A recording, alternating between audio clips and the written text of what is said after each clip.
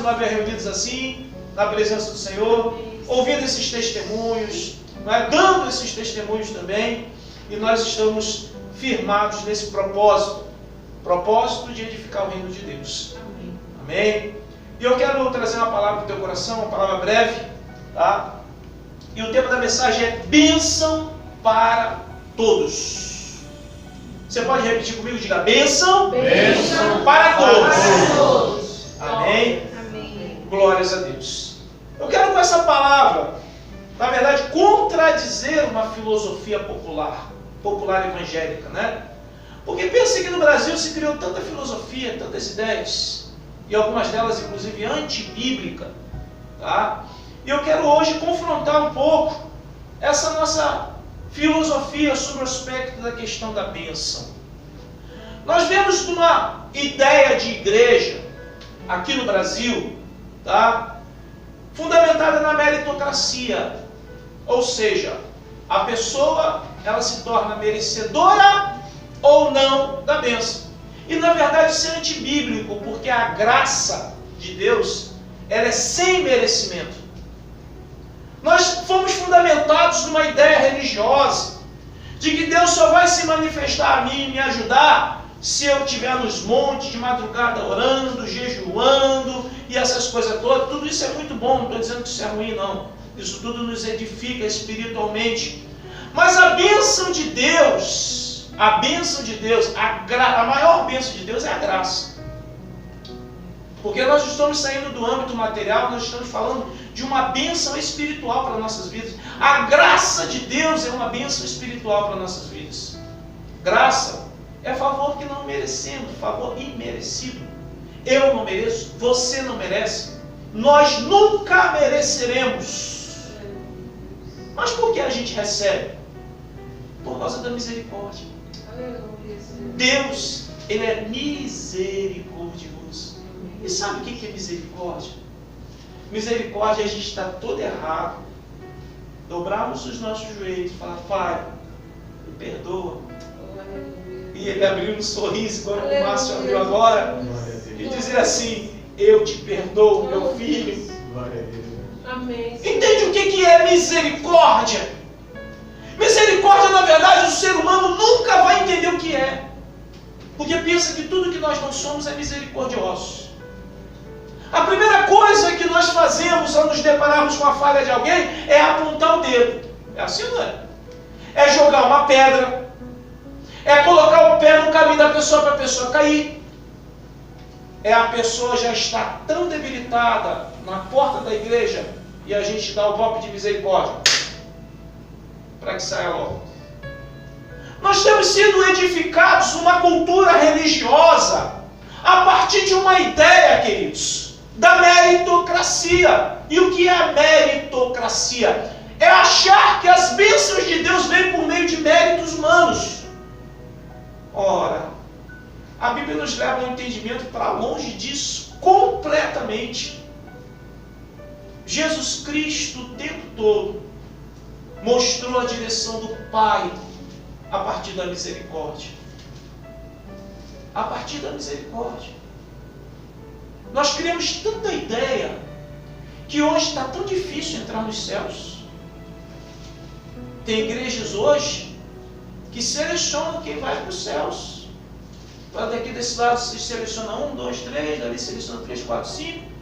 E aí diz assim: os demais estão impedidos de entrar nos céus. Eu falo isso com um testemunho muito recente de uma senhora que me procurou lá na cidade do Marco e disse para mim: pastor, eu estou há 10 anos na igreja. Falei: minha irmã, glórias a Deus. Ela falou assim: e apesar disso eu tenho uma grande tristeza. E qual é a sua tristeza, minha irmã? Ela disse: pastor, a igreja não quer me batizar.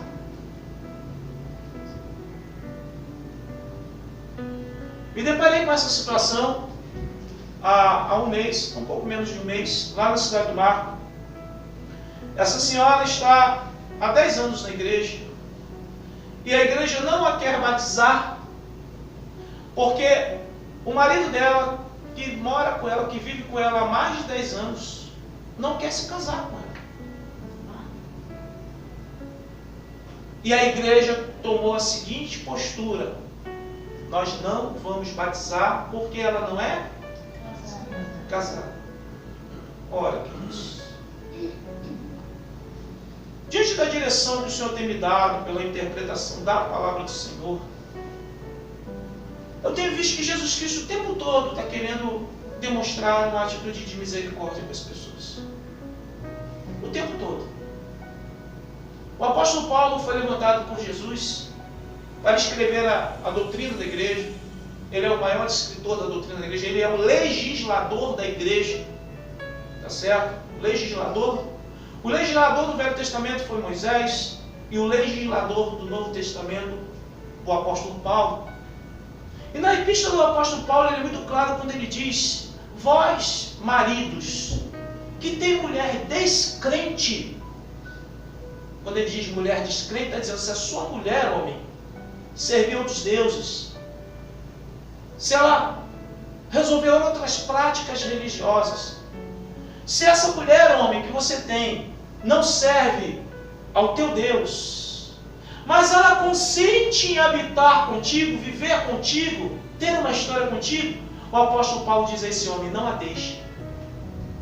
E ele fala semelhantemente para as mulheres: você, mulher, que tem marido descrente, e que ele consente em habitar contigo, viver com você, ter uma história com você, o apóstolo Paulo diz: não o deixe. De outra sorte, vossos filhos seriam imundos. Mas por causa de você, homem, e por causa de você, mulher, os seus filhos, o seu marido são santificados pela tua fé. E por que a igreja quer impedir essa mulher de ir para os céus? A fé é individual. A fé é pessoal e é intransferível. Ninguém vai agarrado a ninguém para os céus. Tem filhos que acham que têm privilégios com Deus porque os pais são pastores, porque os pais são crentes. Estão redondamente enganados. Eu falo redondamente, poderia falar quadradamente enganados, mas eu estou falando redondamente porque nós estamos vivendo a era dos gordinhos, né? Então eles estão redondamente enganados. Ninguém vai para o céu agarrado, ninguém. E como eu vou impedir uma pessoa de ter acesso a Deus, porque o seu marido não quer contrair um casamento legal, assinar um papel, já que a nossa lei diz que existe a união estável? Quem está entendendo a loucura e a demência que algumas pessoas estão vivendo? A ponto de terem a chave dos céus, que Jesus tomou em suas mãos. Parece que alguém aqui na terra pegou e tomou da mão de Jesus, dizendo: não vai para o céu porque eu acho que você não merece ir para o céu. Ora, cite o nome de alguém que verteu o seu sangue na cruz do Calvário para pagar o preço pela humanidade. Então Jesus Cristo continua sendo o Senhor das nossas vidas. Ainda é pelo sangue de Jesus, sim ou não? Sim. Somente pelo sangue. Mas parece que nós estamos vivendo uma época onde o sangue de Jesus já não tem mais poder. A palavra do Senhor através de Jesus diz assim: aquele que crer e for batizado será salvo. Essa mulher crê há 10 anos e ela só precisa. Isso me fere, porque é um evangelho mal estudado, mal interpretado e mal obedecido. Essa mulher me procurou nesse mês passado, quando estivemos lá na Cidade do Mar. Nós sentamos para conversar. Ela falou assim: pastor, a minha situação é essa, eu quero ser batizado, eu quero entrar nos céus. E eu falei assim: minha irmã, eu não posso fazer nada pela senhora. E ela disse assim: por quê, pastor? Eu falei: porque eu não posso batizar um membro de outra denominação. Eu não posso batizar um membro de outra denominação. Eu estou indo contra os princípios da sua igreja.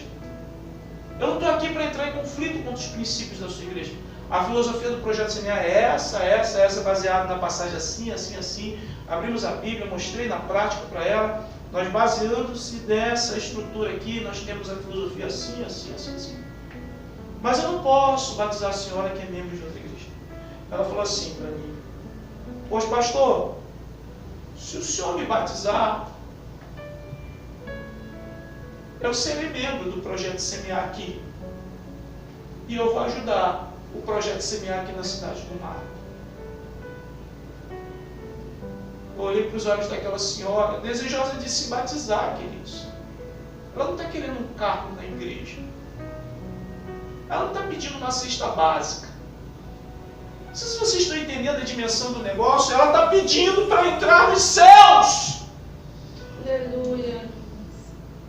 Pedindo para herdar a vida eterna. Glória a Deus. Que, segundo a interpretação de alguns, ela é impedida de herdar os céus por causa do seu marido. E eu falei para ela: a senhora vai ficar um mês de oração, vai pedir direção de Deus, porque para a senhora vir para o Projeto Semear, a senhora vai precisar vir por completo para o Projeto Semear. Tá? Porque se a senhora continuar membro lá da igreja e eu lhe batizar, eu vou arrumar uma confusão sem fim. Não é esse o objetivo do reino dos céus. E outra coisa, a senhora também não pode vir para o Projeto Semear só para mim lhe batizar, depois a senhora pegar esse batismo e esfregar na cara deles lá, dizendo assim: eu fui para lá e me batizaram aqui. Não é esse o propósito. E aí eu falei para ela ficar um mês em oração. E ela está dentro desse mês de oração. Tá certo, queridos? E nós estamos orando com ela. Nós estamos clamando pela vida dela. Partindo desse princípio, partindo dessa conjectura, o tema da mensagem é bênção para todos, por causa da graça. A graça, ela veio para todos, sem exceção, para todos. É o favor imerecido. Um traficante merece? Merece ou não merece? Merece. Porque é a graça. Foi dada para todos. Assim como nós merecemos, sem merecer. Assim como a nós foi dado, sem a gente merecer. Aleluia. Eu quero convidar você a abrir a sua Bíblia no Evangelho segundo escreveu Mateus. Para nós compreendermos a filosofia de Jesus Cristo a esse nível. A palavra do Senhor, através de Jesus Cristo, era de uma sapiência extraordinária. E que, se nós não tivermos o equilíbrio e o interesse de pesquisar, de fazer a exegese do texto, nós vamos jogar para fora o suprassumo, o essencial, o primordial da palavra. Evangelho de Mateus, capítulo de número 10. Nós vamos mencionar 3 versículos. Evangelho de Mateus, capítulo de número 10. Versículos 40, 41 e 42. Glórias a Deus. Amém? Diz assim a palavra do Senhor: quem vos recebe, a mim me recebe. E quem me recebe, aquele que me enviou. Quem me recebe, recebe aquele que me enviou. Quem recebe um profeta no caráter de profeta, receberá o galardão de profeta. Quem recebe um justo no caráter de justo, receberá o galardão de justo. E quem der de beber, ainda que seja um copo de água fria, a um desses pequeninos, por ser este meu discípulo, em verdade vos digo que de modo algum perderá o seu. Glórias a Deus. Parece até que não tem nada de muito grande aqui. Mas esses versículos aqui contextualizam esse testemunho sobre essa nossa irmã lá da cidade do Mar. Porque a palavra do o Senhor está falando de bênção para todos. Olha, que coisa magnífica. O versículo 40 diz: quem vos recebe, Jesus está falando para os seus discípulos. Jesus está falando para mim e para você hoje aqui dentro da igreja. Jesus está falando para os seus 12 escolhidos, que ele resolveu treinar. E Jesus estava falando também por aqueles outros discípulos, tá?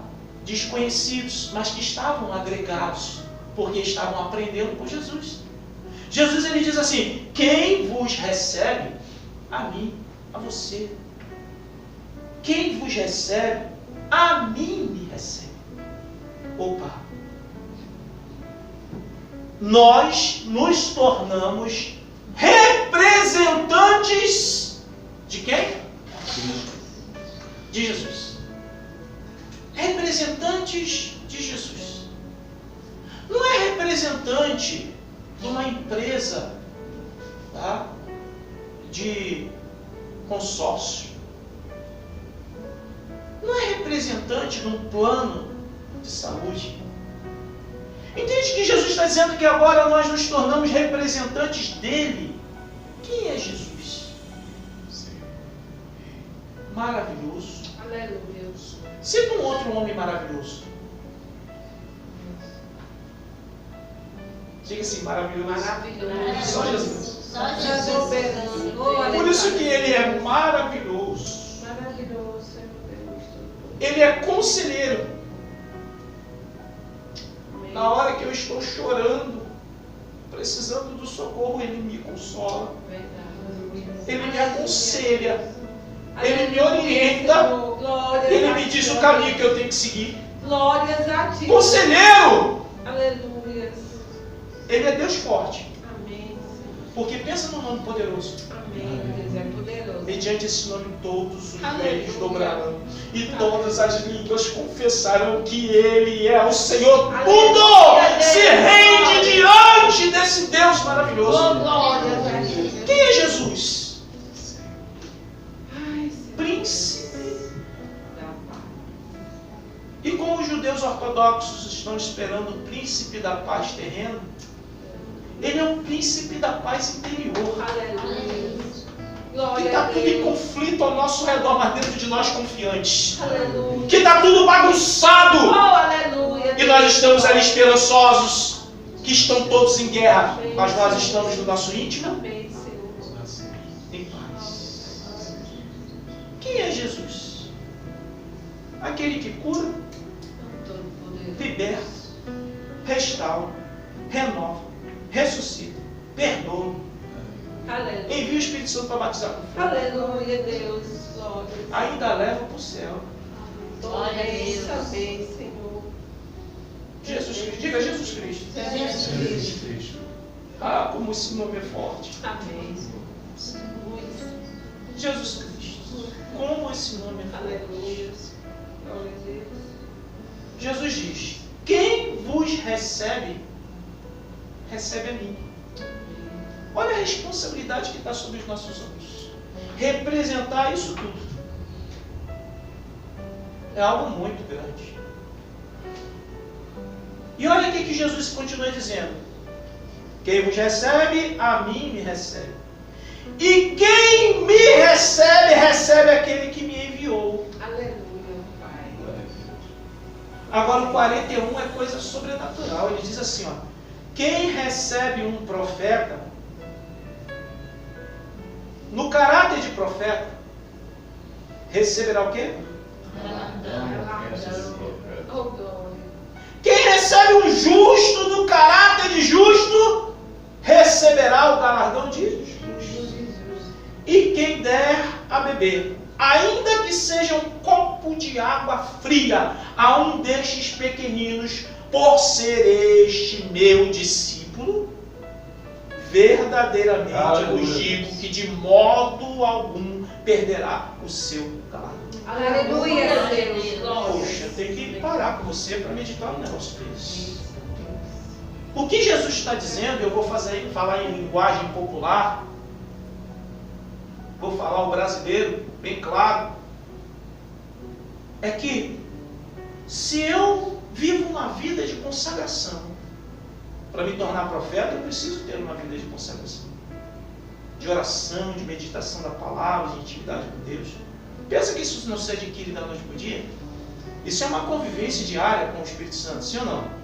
Isso é um processo que não é da noite para o dia, isso não acontece assim, no estalar de dedos, é uma conquista diária, é um relacionamento que eu tenho que ter todos os dias, para que Deus possa me usar agora como profeta.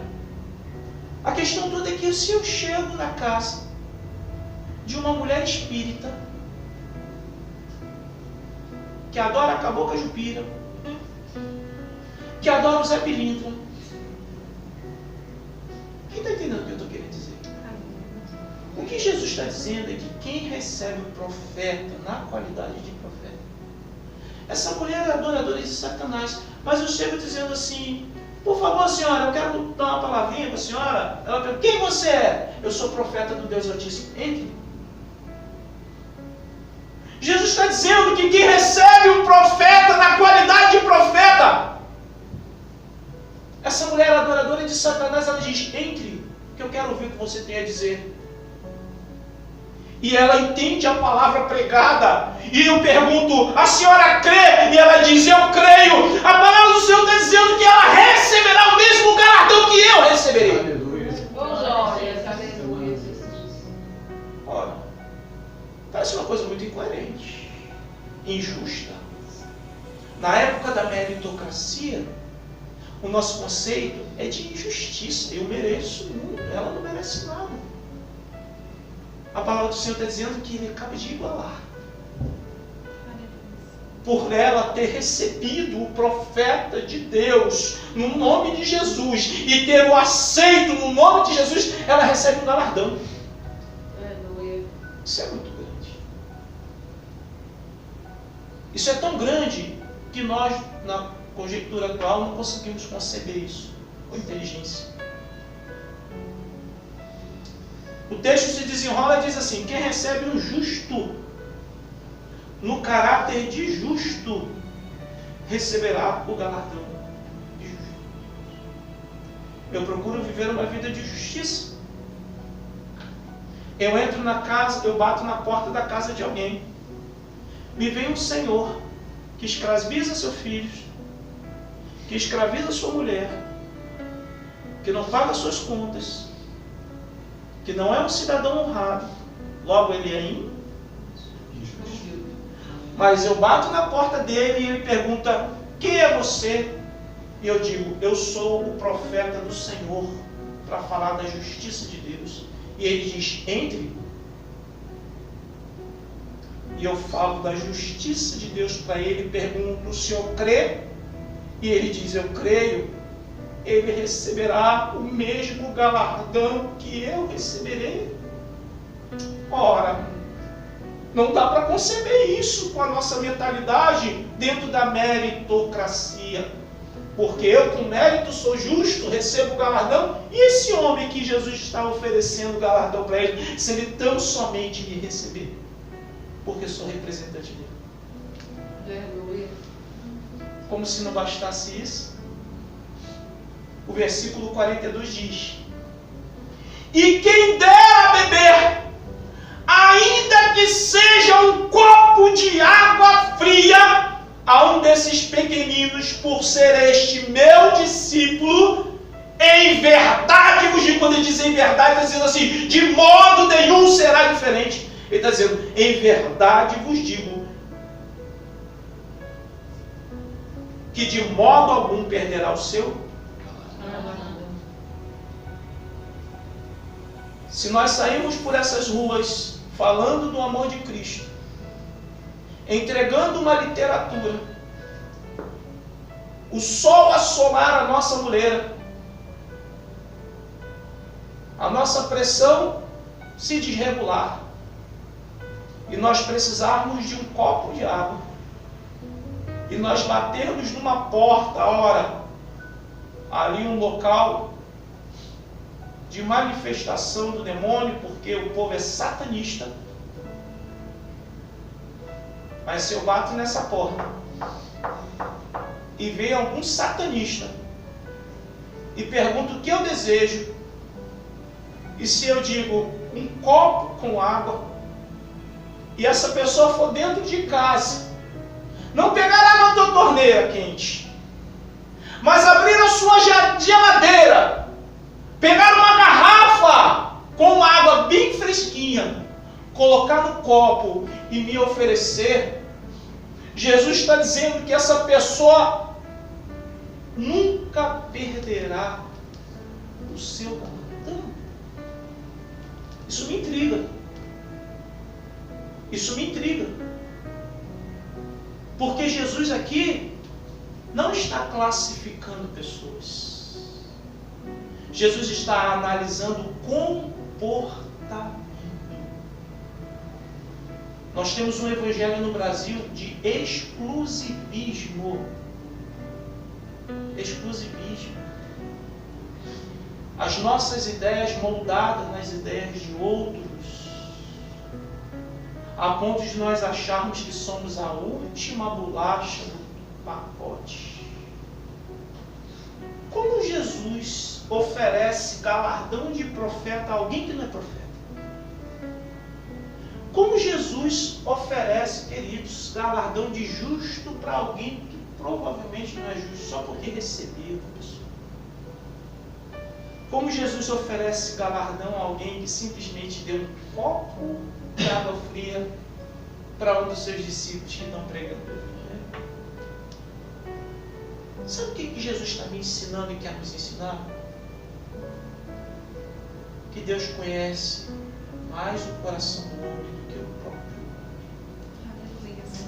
homem. Nós somos capazes de julgar as pessoas, mas nós nunca saberemos o que se passa no coração delas. Nós apedrejaremos as pessoas pelo que elas fazem, mas nós nunca entenderemos o que se passa em seu coração. E se Jesus está dizendo que vai haver galardão, galardão se é dado no inferno ou no céu? No céu. Aí o negócio já complica mais ainda em pensar que essas pessoas podem estar nos céus. A Bíblia é intrigante. Nós queremos monopolizar a Bíblia para que ela funcione ao nosso modo. Nós queremos fazer da Bíblia uma arma, a ponto de nós termos o domínio das coisas e escravizarmos as outras pessoas. A Bíblia, ela é um manual de vida. Certa vez, isso acontece lá em Mateus, capítulo 10. Capítulo 10, o versículo de número 12. Jesus diz para os seus discípulos, tá? Capítulo 10. Só voltar uma folha, né? Capítulo 10, versículo 12. Ele diz para os seus discípulos assim: ao entrardes na casa de alguém, entre parênteses você coloca, saudai-a. Não é isso? O 13 diz assim: se com efeito a casa for digna, venha sobre ela a vossa paz. Se porém não for, torne para vós outros a vossa paz. Se alguém não vos receber nem ouvir as vossas palavras, ao sairdes daquela casa ou daquela cidade, sacudi o pó dos vossos pés. O que Jesus está dizendo para os seus discípulos? Quando ele entrar numa casa, saudai-a. A gente entra numa casa e determina a paz seja com todos. Não é a paz do Senhor só entre os crentes. Não é a paz do Senhor só para aqueles que aceitaram Jesus, foram batizados e têm o cartão de membro. Porque nós estamos vendo o pior momento da história da igreja do Brasil. Crente só saúda com a paz do Senhor, crente que já tem a paz. Se a pessoa estiver andando na rua com calça, a paz do Senhor, irmão. Se sair de bermuda, bom dia. Jesus está dizendo aos seus discípulos: entre pelas casas, entre pelas cidades, determine a paz, estabeleça uma paz, e se alguém receber essa paz se alojará nele. está subentendido. E eu farei alguma coisa diferente. Amém. Porque quando a paz de Jesus chega, Ele é príncipe da paz. E Ele não vai fazer paz no ambiente, Ele vai fazer paz no coração daqueles que receberam a paz. E a partir daí há transformação e salvação. Entende que os crentes devem estar desejando a paz para aqueles que estão à margem da sociedade, para aqueles que estão alcoolizados, drogados.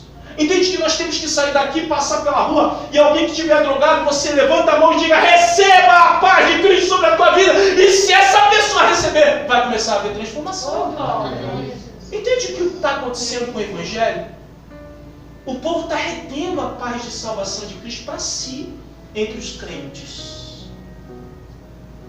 Isso é vergonhoso. Isso é vergonhoso. Essa vergonha se estende a tal ponto, de modo que nós nos tornamos intolerantes até. Eu quero convidar você a abrir lá no Evangelho de Marcos, capítulo 9. Evangelho segundo escreveu Marcos, capítulo de número 9.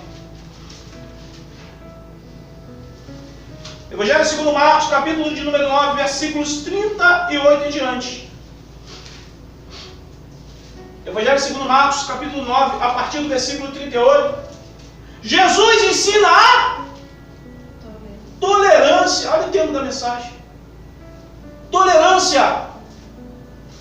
Porque vocês, crentes do Projeto Semear, estão proibidos de ir na Igreja Batista, viu? Quem já ouviu esse tipo de coisa? Vocês, assembleanos, estão impedidos de ir ali na Congregacional. Quem já ouviu esse tipo de coisa? Jesus estava pregando sobre a intolerância. O tema da mensagem é Jesus ensina sobre a... Olha o que o texto nos revela. Isso aqui é magnífico. O texto diz assim: disse-lhe João. João se direciona a Jesus e diz assim: mestre, vimos um homem que em teu nome expelia demônios, o qual não nos segue, e nós nos proibimos porque não seguia conosco. Olha aqui para mim. Pastor, tinha uma pessoa lá no mundo dizendo assim: pense em Jesus quando acordar. E o povo gritava: rei! Mas ele não nos segue, pastor, porque ele não é do Projeto Semear. Eu disse para ele: olha, não diga essa frase porque esse slogan é do Projeto Semear. Pastor, eu disse para ele se calar porque ele não nos segue. Ele não é membro do Projeto Semear. Eu não sei se eu estou conseguindo exemplificar numa linguagem mais popular. O discípulo chegou: mestre, nos deparamos com um sujeito que no teu nome, mestre, em nome de Jesus, ele expelia demônio, mas ele não é seguidor com a gente, ele não anda aqui do teu lado, ele não ouve dos teus ensinos, ele não acompanha a nossa caminhada, ele não está aqui como discípulo. Ora, esse homem estava organizando uma outra denominação diferente da denominação formada por Jesus Cristo, ali segundo a mentalidade do discípulo. Porque parece que o discípulo está entendendo que ele está se formando uma organização particular, própria. Entende? O monopólio vem de muito tempo. Entende aquele negócio que só vai para o céu se for pela Deus de amor? Lógico que eu estou usando linguagem aqui figurada. Estou falando que essa é a visão administrativa da denominação, mas muitos crentes têm uma interpretação diferente a ponto de mencionar esse tipo de coisa, dizendo que só vai para o céu se for pela minha igreja. O discípulo vira para Jesus e cita uma situação inusitada. Tinha alguém que não era discípulo, que não seguia Jesus, que não aprendia com Cristo, mas expulsava demônios no nome dele. É algo grande, sim ou não? É algo maior do que a sala de aula dos discípulos de Jesus. É algo maior do que o conceito ali de monopólio dos discípulos que ficaram em Jerusalém e não foram pelo mundo pregar o Evangelho como Cristo mandou. O apóstolo Paulo confrontou esses seus discípulos a ponto de resistirem na cara, porque eles ficaram em Jerusalém. Jesus falou para ele: ide por todo mundo e fazer discípulos de todas as nações, batizando-os em nome do Pai, Filho. E eles ficaram. Por isso, Cristo precisou levantar o apóstolo Paulo para ir aos gentios, porque os discípulos não quiseram ir. Monopolizadores de Deus. Estamos vivendo uma época de monopolizadores de Deus? Eu acho que aprenderam com eles, os discípulos. Vale ressaltar que muitos crentes, quando vão mencionar sobre, por exemplo, Mateus, que foi discípulo, menciona São Mateus. Muitos crentes, quando vão mencionar sobre João, que foi um dos discípulos, menciona São João. Porque tem alguma coisa errada. Jesus Cristo diz assim no versículo 39: não lhe proibais, porque ninguém há que faça milagres em meu nome e logo a seguir possa falar mal de o sujeito. Provavelmente olhava de longe, via lá o irmão Márcio passando, e viu o irmão Márcio assim, botando a mão assim na cabeça das pessoas, profetizando, e ficava olhando assim. Aí quando ele liberava a palavra, assim, alguma coisa acontecia. Provavelmente esse homem ficou olhando de longe e resolveu fazer a mesma coisa, porque passou a crer naquilo que estava ouvindo e vendo. Entende que nossa ação em Deus, ela ultrapassa as paredes, ultrapassa a nossa capacidade de entender as coisas, que existe sempre alguém nos observando e aprendendo com a gente. Aleluia. Está assim de gente que é inscrito no nosso canal do YouTube, que são nossos inimigos. Pasmem com isso. Tem muita gente que é no YouTube inscrito para ouvir as mensagens que são postadas e criticar. Mas pasmem no que eu vou dizer para vocês. Não existe nenhum comentário de críticas e nenhum dos vídeos das mensagens do Projeto Cinema. Mas os inimigos continuam lá, inscritos no canal e ouvindo as mensagens. Porque certamente estão aprendendo alguma coisa. E certamente Deus está trabalhando no coração dessas pessoas. Não sei se você está entendendo o que eu quero dizer para vocês, mas Deus não é um ser exclusivista. Esse homem, teoricamente, não aceitou Jesus. Aceitou?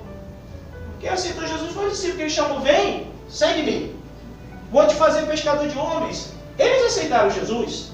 Esse homem não era seguidor, ninguém conhecia ele, não sabia o nome dele, não sabia o que ele fazia da vida, mas uma coisa ele fazia, a mesma coisa que os discípulos faziam. E Jesus diz assim: deixa ele, porque ele não pode estar expulsando o demônio no meu nome e depois falar mal de mim. Ele está fazendo porque está fazendo com interesse de coração, aprendendo com os testemunhos que vocês estão dando. Aleluia. Aleluia, Senhor. A bênção é para todos. Que nós possamos parar de monopolizar o reino dos céus. E que nós possamos tornar o reino dos céus acessível àquelas pessoas que de fato precisam. Porque quem precisa suporta 10 anos na igreja ouvindo alguém dizer: o reino dos céus não é para você.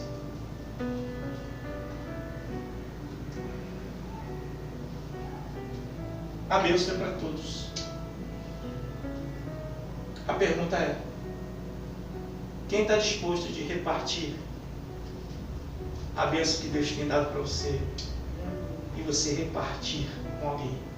Amém. Amém. Glória a Deus. Se você está disposto a repartir, Aleluia. vamos abrir mais igrejas. Aleluia. E vamos alcançar mais vidas. Em nome do Senhor Jesus. Receba essa palavra no teu coração. Em nome do Senhor Jesus.